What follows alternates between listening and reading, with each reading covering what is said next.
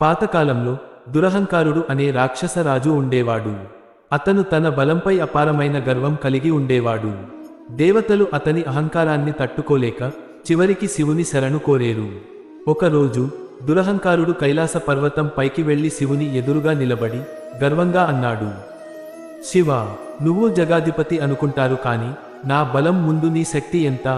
నేను నిన్ను ఓడించగలను. నా బలం ఏమిటో నీకు చూపించేనా? అతని మాటలు విని కైలాస పర్వతం మొత్తం వణికిపోయింది. శివుడు కనీసం ఒక్క మాట కూడా మాట్లాడలేదు. కానీ నంది, గణులు కోపంగా రగిలిపోయారు. శివుడు అచంచలంగా దయతో అతని వైపు చూశాడు.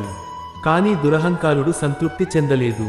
మహాశివ, నీ శక్తి నేను భయపడతాను అనుకుంటున్నావా? అంటూ శివుని ఎదుట తాన్నే శివుని కంటే గొప్పవాడిని అని ప్రకటించాడు. శివుడు చిరునవ్వుతో అన్నాడు, నీ బలాన్ని పరీక్షించడం అవసరమా?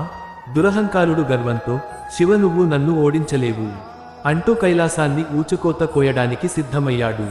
ఈసారి శివుడు కంట్లో రౌద్ర జ్వాలలు మెరిపించాడు. ఆయన త్రిశూలం గట్టిగా భూమిపై కొట్టగానే ఆ ప్రకంపనలతో దురహంకారుడు మోకాళ్ల మీద పడిపోయాడు. శివుడు అగ్ని కన్నులతో అతనిపై దృష్టి పెట్టాడు. అదే క్షణం దురహంకారుడి శరీరం నీరుగా మారిపోయింది. అతని శక్తి ఒక్క క్షణంలో మాయమైంది. దురహంకారుడు భయంతో శరణు వేడుతూ అన్నాడు, ప్రభూ, నా అహంకారాన్ని క్షమించండి అని అనగా మహాశివుడు మృదువుగా, అహంకారానికి ఎక్కడా స్థానం లేదు. భక్తి, వినయం ఉన్నవాడే నిజమైన బలవంతుడు. అక్కడి నుంచే దురహంకారుడు తన పాత జీవనాన్ని విడిచిపెట్టి శివుని భక్తుడిగా మారిపోయాడు. ఈ కథ మనకు అహంకారం ఎంతటి శక్తివంతునికైనా నాశనాన్ని తెస్తుంది అని నేర్పిస్తుంది. మహాశివుడు సహనం గలవాడు, కానీ అన్యాయం, గర్వాన్ని తట్టుకోడు. శివుడి కృప పొందాలంటే భక్తి, వినయం, ధర్మపాలన అవసరం. ఓం నమః శివాయ.